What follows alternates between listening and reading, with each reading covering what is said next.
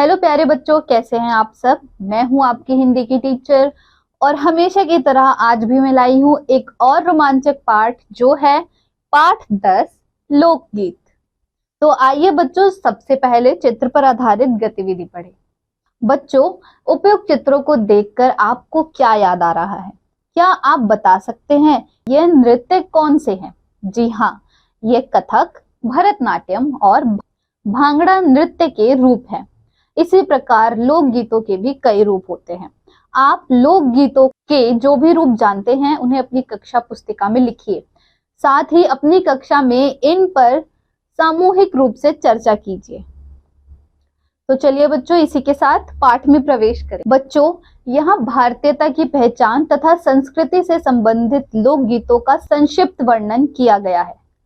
आइए बच्चों, शुरू करते हैं। लोकगीत अपनी लोच, ताजगी और लोकप्रियता में शास्त्रीय संगीत से भिन्न है। लोकगीत सीधे घर, गांव और नगर की जनता के गीत हैं। इनके लिए साधना की जरूरत नहीं होती। त्योहारों और विशेष अवसरों पर ये गाए जाते हैं। सदा से ये गाए जाते रहे हैं और इनके रचने वाले अधिकतर गांव के लोग ही हैं। स्त्रियों ने भी इनकी रचना में विशेष भाग लिया है। ये गीत बाजों की मदद के बिना ही साधारण ढोलक, झांझ, करताल, बांसुरी आदि की मदद से गाए जाते हैं। एक समय था जब शास्त्रीय संगीत के सामने इनको है समझा जाता था। अभी हाल तक इनकी बड़ी उपेक्षा की जाती थी, पर इधर साधारण जनता की ओर जो लोगों की नजर फिरी है, तो साहित्य और कला के क्षेत्र में भी परिवर्तन हुआ है। अनेक लोगों ने विविध बोलियों के लोक साहित्य और लोक गीतों के संग्रह पर कमर बांधी है और इस प्रकार के अनेक संग्रह अब तक प्रकाशित भी हो गए हैं। लोक गीतों के कई प्रकार है। इनका एक प्रकार तो बड़ा ही ओजस्वी और सजीव है। यह इस देश के आदिवासियों का संगीत है। मध्य प्रदेश, दक्कन, छोटा नागपुर और गोरखंड, औरव, मुंडा, भील, संतल आदि फैले हुए हैं, जिनमें आज भी जीवन नियमों की जकड़ में बंध ना सका और निदर्द लहराता है। इनके गीत और नाच अधिकतर साथ साथ और बड़े बड़े दलों में गाए और नाचे जाते हैं। 20-20, 30-30 आदमियों और औरतों के दल एक साथ या एक दूसरे के जवाब में गाते हैं। दिशाएं गूंज उठती हैं। पहाड़ियों के अपने अपने गीत हैं। उनके अपने अपने भिन्न रूप होते हुए भी अशास्त्रीय होने के कारण उनमें अपनी एक समान भूमि है। गढ़वाल, किन्नौर, कांगड़ा आदि के अपने अपने गीत और उन्हें गाने की अपनी अपनी विधियां हैं। उनका अलग नाम ही पहाड़ी पड़ गया है। वास्तविक लोकगीत देश के गांवों और देहातों में है। इनका संबंध देहात की जनता से है। बड़ी जान होती है इनमें। चेता, कजरी, बरमासा, सावन आदि मिर्जापुर, बनारस और उत्तर प्रदेश के पूर्वी और बिहार के पश्चिमी जिलों में गाए जाते हैं। हीर रांझा, सोनी, महिवाल संबंधी गीत पंजाबी और ढोला मारू आदि के गीत राजस्थानी में बड़े चाव से गाए जाते हैं। इन देहाती गीतों के रचयिता कोरी कल्पना को इतना मान ना देकर अपने गीतों के विषय रोजमर्रा के बहते जीवन से लेते हैं, जिससे वह सीधे मर्म को छू लेते हैं। उनके राग भी साधारणता पीलू, सारंग, दुर्गा, सावन, सोरठ आदि है। कहरवा, बिरहा, धोबिया आदि देहात में बहुत गाए जाते हैं और बड़ी भीड़ आकर्षित करते हैं। इनकी भाषा के संबंध में कहा जा चुका है कि यह सभी लोकगीत गांवों और इलाकों की बेलियों में गाए जाते हैं। इसी कारण से बड़े आह्लादकर और आनंददायक होते हैं। राग तो इन गीतों के आकर्षक होते ही हैं। इनकी समझी जा सकने वाली भाषा भी इनकी सफलता का कारण है। भोजपुरी में करीब 30-40 वर्षों से विदोसिया का प्रचार हुआ है। गाने वालों के अनेक समूह देहात में इन्हें गाते हुए फिरते हैं। उधर के जिलों में, विशेषकर बिहार में, विदोसिया से बढ़कर दूसरे गाने लोकप्रिय नहीं हैं। इन गीतों में अधिकतर रसिक, प्रियो, प्रदेशी, प्रेमी की और प्रियाओं की बात रहती है और इनसे करुणा और विरह का रस बरसता है। जंगल की जातियों आदि के भी दल गीत होते हैं, जो अधिकतर बिरहा आदि में गाए जाते हैं। पुरुष एक ओर तथा स्त्रियां दूसरी ओर एक दूसरे के जवाब के रूप में दल बांधकर गाते हैं और दिशाएं गुंजा देते हैं। पर इधर कुछ काल से इस प्रकार के दलिया गायन का हास हुआ है। एक दूसरे प्रकार के बड़े लोकप्रिय गाने अल्लाह के हैं। अधिकतर ये बुंदेलखंडी में गाए जाते हैं।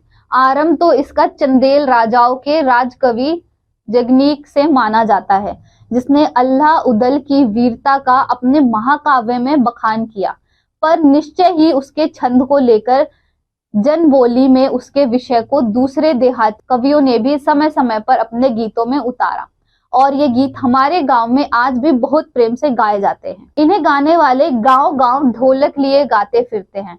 इसी की सीमा पर उन गीतों का भी स्थान है जिन्हें नट रस्सियों पर खेल करते हुए गाते हैं। अधिकतर यह गाद्य पद्यात्मक है और इनके अपने बोल हैं।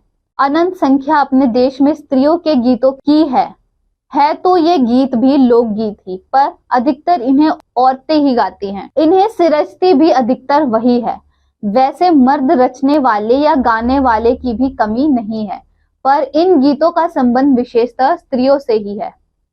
इस दृष्टि से भारत इस दिशा में सभी देशों में भिन्न है, क्योंकि संसार के अन्य देशों में स्त्रियों के अपने गीत मर्दों या जनगीतों से अलग और भिन्न नहीं है, मिले जुले ही है। त्योहारों पर नदियों में नहाते समय के, नहाने जाते हुए राह के, विवाह के, मटकोड़, ज्योनार के संबंधित के लिए, प्रेम युक्त गाली के जन आदि सभी अवसरों के अलग अलग गीत हैं जो स्त्रियां गाती है। इन अवसरों पर कुछ आज से ही नहीं, बड़े प्राचीन काल से वे गाती रही हैं। महाकवि कालिदास आदि ने भी अपने ग्रंथों में उनके गीतों का हवाला दिया है। सोहर, बानी, सहरा आदि उनके अनंत गानों में से कुछ है। वैसे तो 12 मासों पुरुषों के साथ नारियां भी गाती हैं। एक विशेष बात यह है कि नारियों के गाने साधारणतः अकेले नहीं गाए जाते, दल बांधकर गाए जाते हैं। अनेक कंठ एक साथ फूटते हैं। यद्यपि अधिकतर उनमें मेल नहीं होते, फिर भी त्योहारों और शुभ अवसरों पर वे बहुत ही भले लगते हैं। गांवों और नगरों में गायिकाएं भी होती हैं जो विवाह, जन्म आदि के अवसरों पर गाने के लिए बुला ली जाती हैं। सभी ऋतुओं में स्त्रियां उल्लासित होकर दल बांधकर गाती है, पर होली, बरसात की कजरी आदि तो उनकी अपनी चीज है, तो सुनते ही बनती है। पूरब की बोलियों में अधिकतर मैथिली, कोकिल, विद्यापति के गीत गाए जाते हैं, पर सारे देश के कश्मीर से कन्याकुमारी, केरल तक और काठियावाड़ी, गुजरात, राजस्थान से उड़ीसा, आंध्र प्रदेश तक अपने अपने विद्यापति है। स्त्रियां ढोलक की मदद से गाती हैं।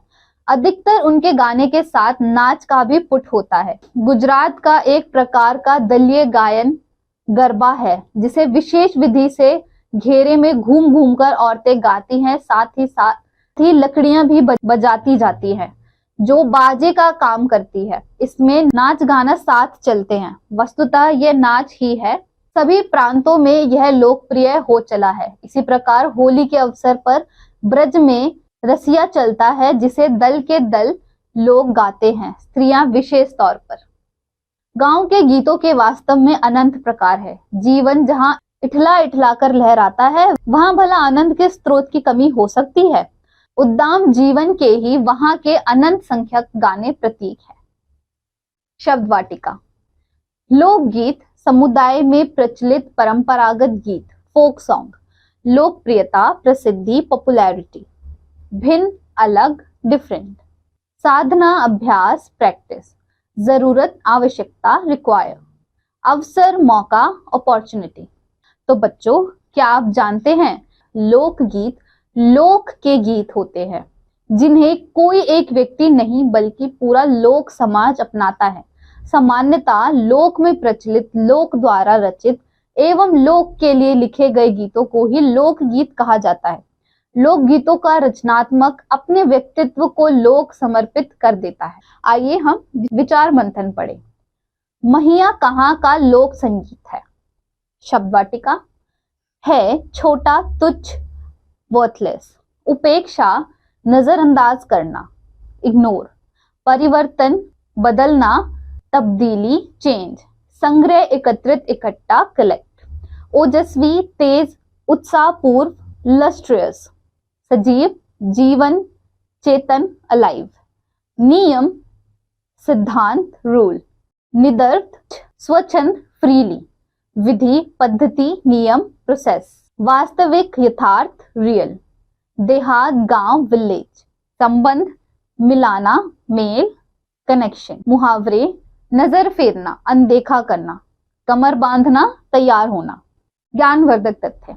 लोकगीत की रचना प्राय अज्ञात होती है, परंतु इसका यह तात्पर्य कदापि नहीं है कि गीत का कोई निर्माता ही नहीं था। इसकी उत्पत्ति देवयोग से हुई है। लोकगीत की रचना के अज्ञात रहने का कारण है कि लेखकों ने अधिकांश नाम लिपिबद्ध नहीं किए, और यदि कई स्थितियों में किए भी है तो हम उन्हें खोजने में असमर्थ है।